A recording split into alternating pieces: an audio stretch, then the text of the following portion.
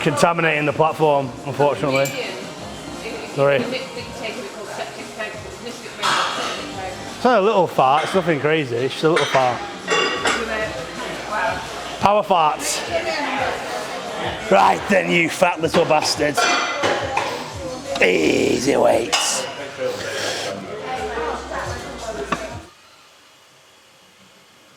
Right guys, welcome back to the MST Systems YouTube channel. Today we're going to go through a day in the life. So you're going to be able to see everything I do in an average day, although it's kind of more busy than usual, so I may come across as more busy than I usually am.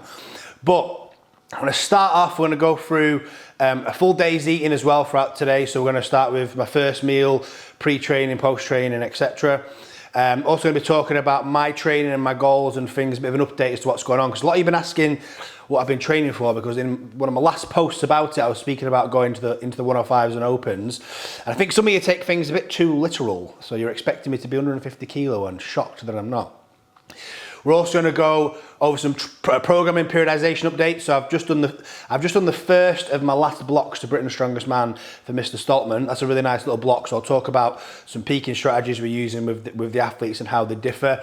12:30, I've got a call with McKeegan to catch up after OSG. Then at 3:30, I've got a call with Philip, because we just took Philip on as a coach after OSG. Philip was already in the works to come on as a coach, to be honest with you, because when I recruited last time, of all the applicants that I had, Finley stood right at the top, stood out, so I grabbed Finley. But right underneath him was Philip. So he was always in my mind to come on next after Finley had kind of settled in. So OSG was the perfect time to ask him. And Shannon kind of gave me the nudge as well. So yeah, we've brought Philip on. So at 3:30, we're going to be going for a call with his first client and just kind of easing him into the training system and the business. So we've got that. Then we're going to go train. So if you're looking forward to watching me train and talking through some training principles and stuff, make sure you stick around to the end of the video, because that'll be towards the end. But hopefully throughout this video we get loads of random information and it's somewhat semi-helpful for you. So my nutrition that you're going to see today is what I'm going to be sticking to for quite a while. And as we get into kind of like the beginning of January, towards the end of January, if I'm the weight I am now, I may or may not decide to do unsure, but I'm definitely going to do unless I fucking tear my adductor again. In fact, Liam, you're not allowed to put that in the video what I just said. Edit that out, because I said I wasn't going to mention it to anybody and I've just put it on camera. So you delete that. Beep. You can make it a beep. I might do beep or beep. There we go. Saves you some editing. Remove that from the video for sure. Yeah? You're not replying to me, there you go, right.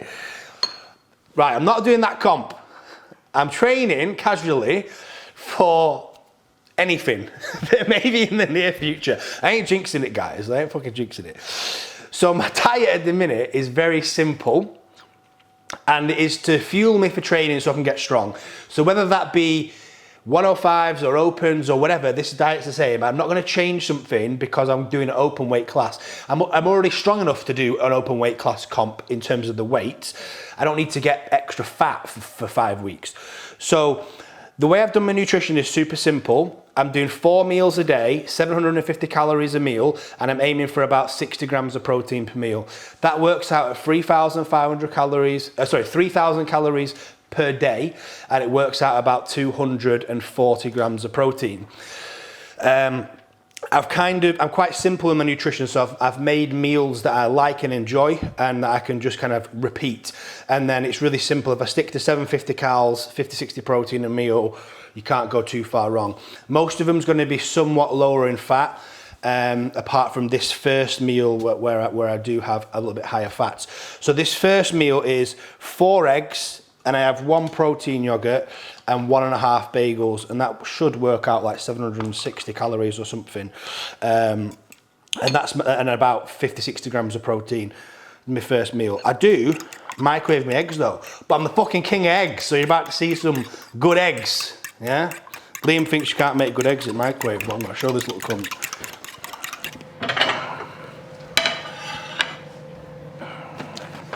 The sunflower seeds. Max McCall got me on them. I sprinkle these on on my chicken rice meals, just a little bit. Also, I have chia seeds as well. They're over here. These are like me 2 seeds that I have every day. I sometimes sprinkle these on my eggs, actually, to be honest. I think these are class chia seeds because macros wise, you've got just so much fibre in them. Yeah, they're handy because you can just sprinkle them on whatever food and it doesn't taste of anything or add any texture or anything. It's quite good.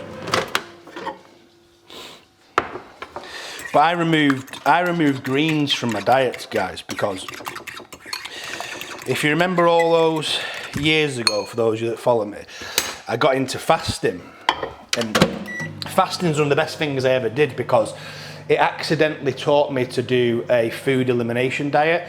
So when I fasted, I dropped all this water and inflammation, and then when I went back to eating, I would notice when I ate certain foods that they'd inflame me.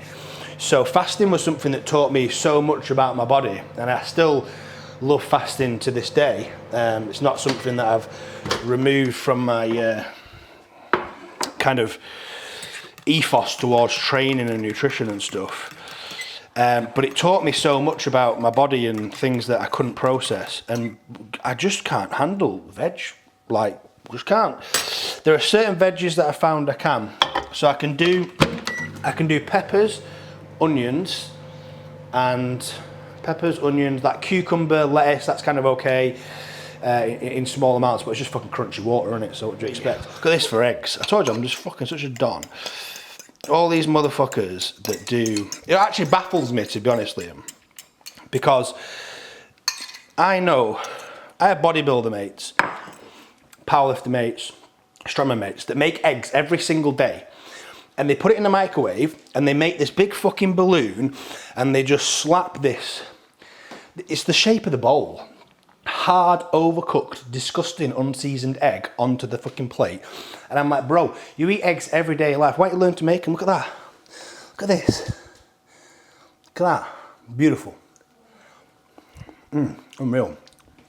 I've been taking some sups recently. So pea hordenine. And I've been taking dihexa, which could be the world's most expensive supplement. These are 2 nootropics that I've been using at the minute, and they're really, really good actually. They're probably my favourite nootropic. I was usually just an alpha GPC new pep man. In fact, I've got alpha GPC to take as well. I should have took that. But yeah, the dihexa, not sure it's worth the price because I do like to take my nootropics most days. But the dihexa, I'm having to split up into different days because it's like £110 a tub, so it's a bit too much. Other supplement wise, I'm taking an animal pack at the minute. I only just got them the other day, but I'm liking them. Oh, did I just push my tablet off? I did. Fucking little frog little bit on dihexa flying around. And then I've got a finasteride so my fucking hair don't fall out. And I take them every day. The only other supplement I take at the minute is I take half a tablet of metformin, but I do that with my last meal at night. I don't do that now.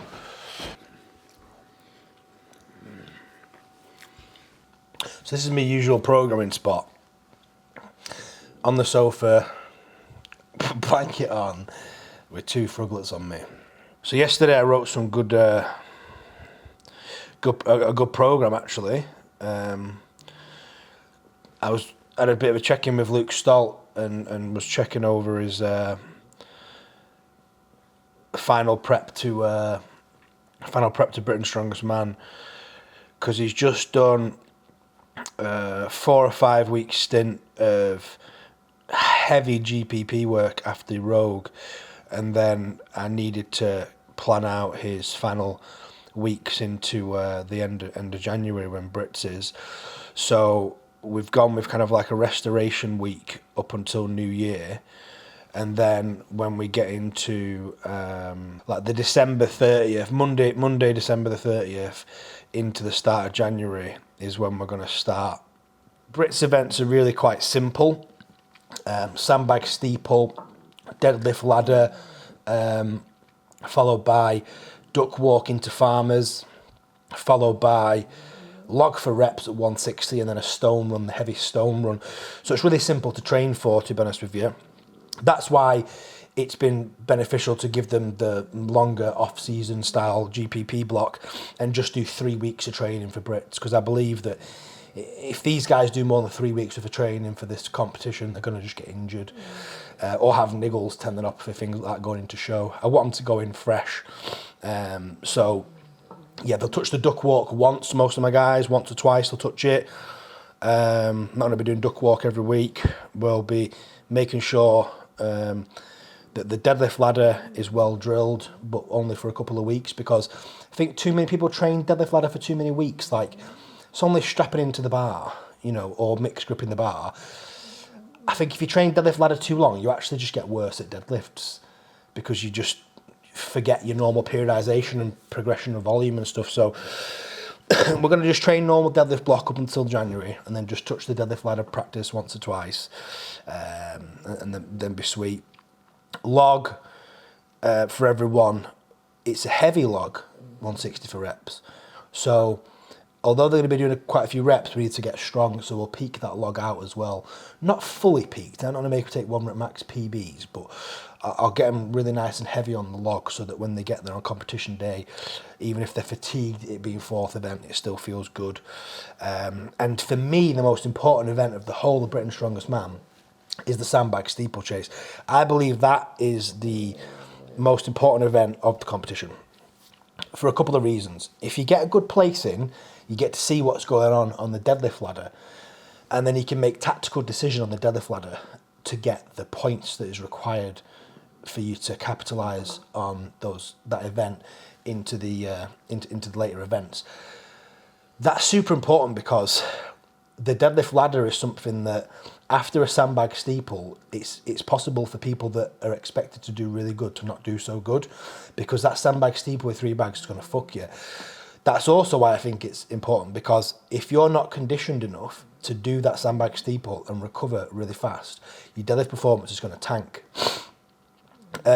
You know, and if you're an unlucky bastard, let's say you go out last on the steeple in the last group, and then you do shit, you're going to be out first on the deadlift, your comp's over, done, because you're going to do shit on that deadlift.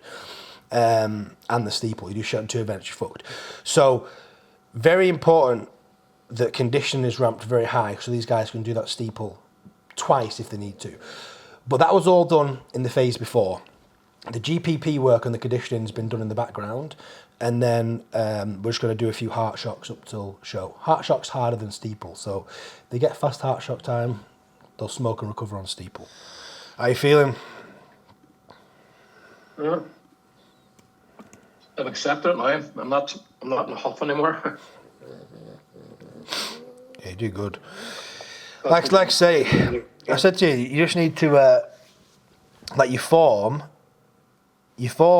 and strength is just what it needs to be, but just didn't fucking play out, did it? So I don't know why, because I'm a very I'm doing this a long time now. I know how to win. I'm a clinical person. Very rarely I make mistakes. I'm just so frustrated the last 2 comps of the year that were pretty important. You are starting to get more niggles and stuff, Matt, crop up. Yeah. And I just believe it's because you are getting to the kind of top end of what you can do on events. And by doing the events over and over and over is just running you into the ground. Whereas if we do stuff that I know helps build the events but isn't exactly them, it takes away that repetitive strain and everything, and then you'll go back to your events for 2 weeks before a show. You'll have 2 weeks where you get better really quick because your body will remember what you're doing again, and then boom, you'll compete really well. And then you'll go away back to the same training style, and then in a month or 2 you might have another show, and boom, 2 weeks. And then by the time you get to the back end of the year, you might have been able to do 5 or 6 comps, but your body won't feel smashed. Yeah. You know, when you over compete, because the thing that's draining about competing, Matt, is 8 weeks, 10 weeks tunnel vision, peaking towards a show, tunnel vision, blah, blah, blah. If we're just training, getting stronger, chipping away, right, 2 weeks out, now I turn it on, it's much less mentally taxing to do multiple comps. And that way you're going to be able to get loads of comps done, but also get to next year's OSG better than this year's OSG without feeling burnt out. Yeah. I'll get this sorted for you so we can start Monday then. All right. Sweet, no rush. I'm sure. Have a good weekend. Cool. You too, mate. Nice to catch up. See you later. See you, mate. Bye. So I'm on my next meal now. So I'm just doing chicken and rice. I've already weighed this out. It's 260 grams of chicken it was. Meant to have 250, but who gives a fuck? I always put tiny little bit of olive oil. I fill the cap up because I weighed that and added it to my calories when I first did it, so it just means I don't have to weigh it every time. And I'm currently using, I bought these Cuso seasonings, the fucking class. I'm currently using these. I really like this one. It's called Dirt. We've got quite a few actually, but if you eat chicken a lot, I recommend you get these Cuso seasonings because they're fucking so nice. And they just add, again, they just make your food nice. Makes it easy to stick to instead of eating plain chicken all the time.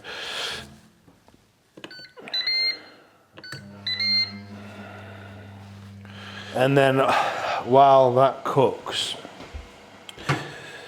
just wait, because we have this. This is the rice we buy. I fucking have a max stock of rice. So yeah, I use this VT rice. If you use micro rice and you don't use VT, you're off your head. It's fucking 10 times nicer than all the other ones. I'm a bit funny with chicken, so I always use the thermometer to make sure it's cooked, because I don't know, I got a fucking thing about chicken. It's weird chicken, isn't it? Because you can just overcook it and then it's like fine to eat. But I fucking hate eating overcooked chicken. But when I cook chicken perfectly, like to the right temperature, I don't feel confident eyeing it. I always think, is this undercooked and I'm gonna fucking get sick? So I always just use a fucking thermometer because I don't really have a clue what I'm doing. But if you cook your chicken good, it's an enjoyable meal. But if it's like dry and unseasoned, it's just fucking terrible, isn't it?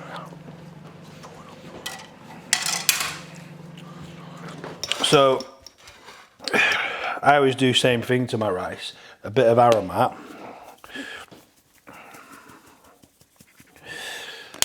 And a tiny little bit of soy sauce. I don't go mad on soy sauce because the aromat's pretty salty, but I like to get this in just a little bit.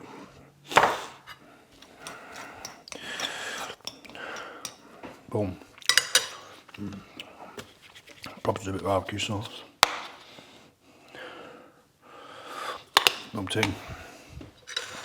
Yeah, that's like me. This is like me. I've had this meal now every day for like fucking 6 months or something. Yeah, been a while. But I like it, so it's good. Yeah. Get off me. Get off me. Hey. Hey. Hey. Hey. Hey.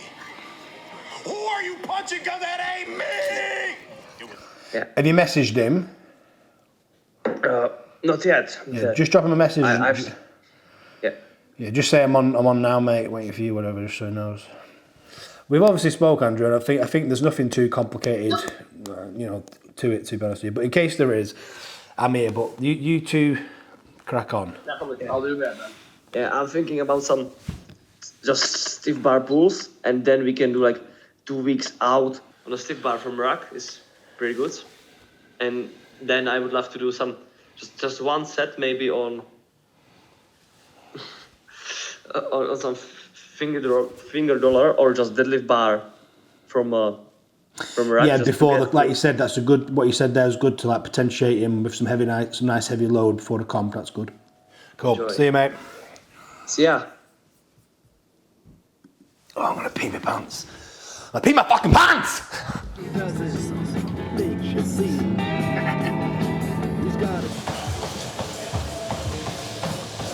Right, I just got to the gym now. Just done my warm up. A little bit of backwards walking, a little bit of jogging on the treadmill. Nothing crazy today. If you got this far in the video though, make sure you like and leave a comment. And if you like this style of video, let me know. And if there's a section of this video that you'd like to see more of, or any ideas, give me some ideas in the comments. Because I'm going to start making weekly YouTube videos. So any ideas would be greatly appreciated.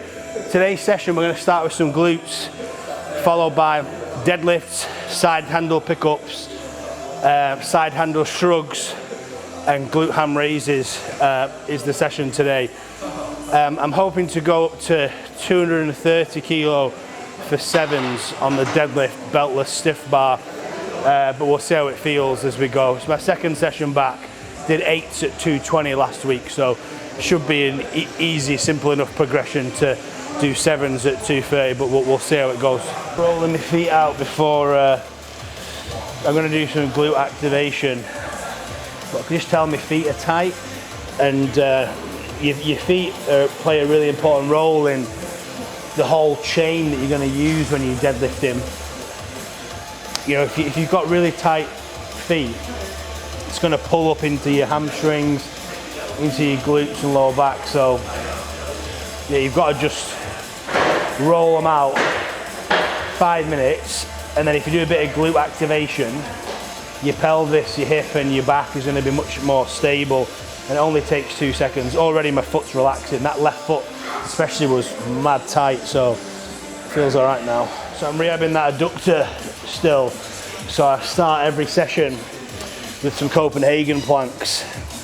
Low pivot though, so I'm only just putting my knee on the pad. I'm not putting my foot on again. More resistance. Basically keeping it easy and high frequency.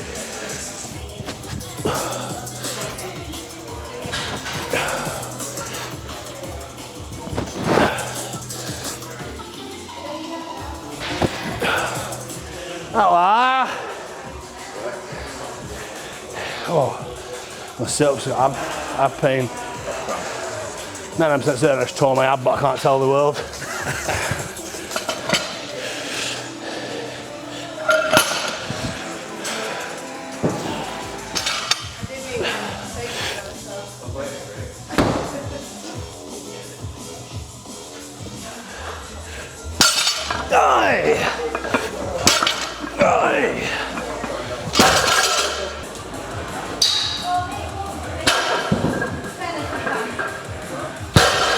A set. Oh, have you got them as well? Yeah, a couple of our girls have got them at the gym. Decent. A set of 7, which some would say is a bad set of 8. Well, that is what we are doing. Well, we didn't add on. Are you going, Flo? Am I going? I'm going. It's all me. My turn up on the freeway platform. Easy. Oh, he's an animal.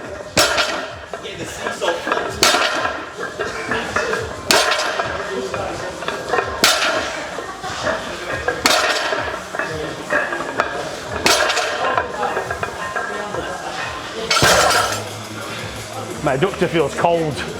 I don't know why it feels cold.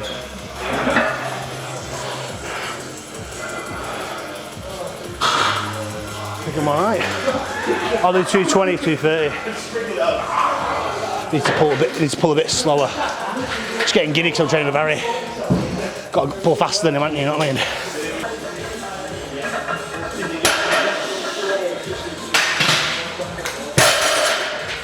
It's only a little fart, it's nothing crazy, it's just a little fart. Yeah, I was farting, alright, and can't help it. I just had to that's contaminate the platform, I'm sorry.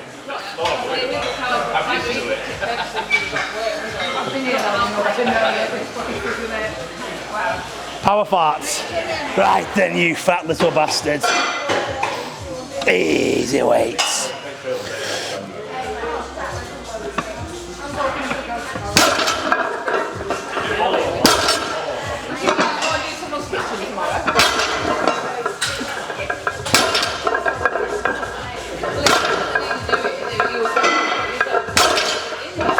Is that 7, Liam? No, 6. Well, we'll do one for good luck.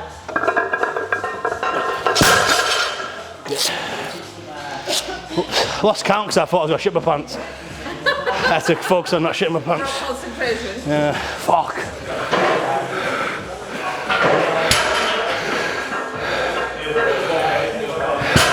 So I've done 235 for my last set, which I'll be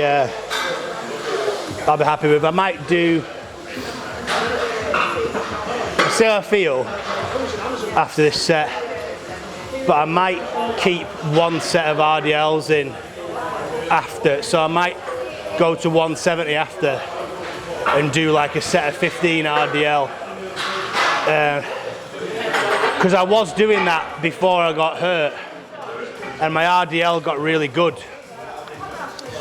So when I was writing my program, I told myself I was going to see how I felt, and but I don't want to overcook the volume on the hip extension because that's what I pulled my adductor on. So I don't want to jump in and do too much. Because usually when I do this program, I've been doing 4 sets of 7 today as well. But I've not progressed my volume. I've just progressed the load from last week. Because again, I don't want to. I need this first 6 weeks of training to be like reserved so that my adductor heals.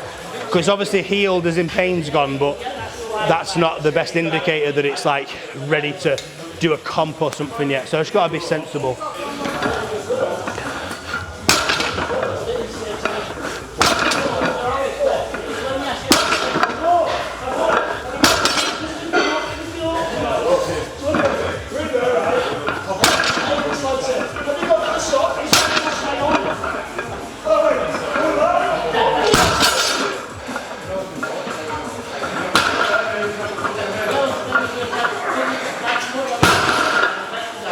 I'm like pretty fit at the moment, cardiovascularly speaking, because I've not like done any heavy, like weighted heavy for months.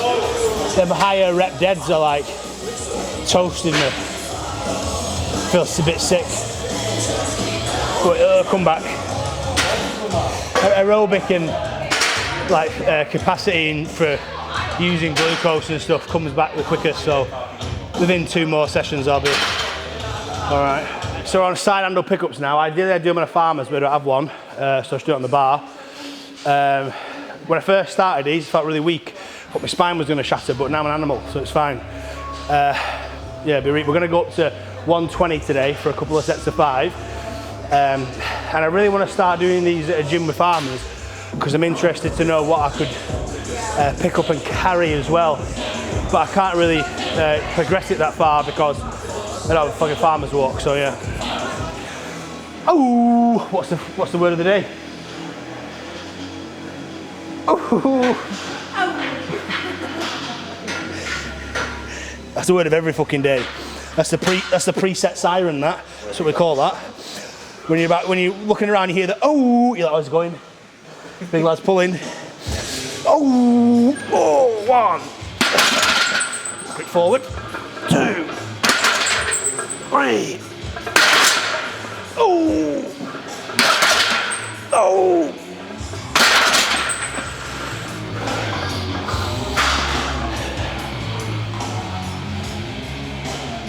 Not out of breath. Not even sweat on my head. Freak stuff. Oh, Nelly! Oh! Oh! Oh! Oopsie! Oh!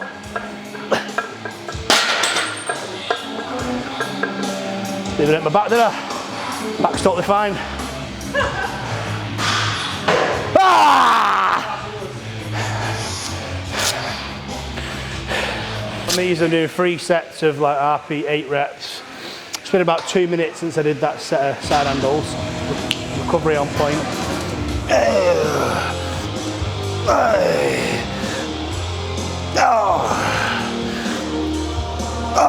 to keep decent reps throughout. I fell off last week. Just my hamstrings just gave out, so good progressions. If I can get sets of 10 next week, that'll be good. So that's gym session done, so gonna bounce now and get something to eat. And then I'm probably not gonna do any more work today. I'll probably just chill out for the rest of the night. After post-workout meal, final meal at night, chill out, smash Shannon at the Nintendo Switch, and then smash Shannon.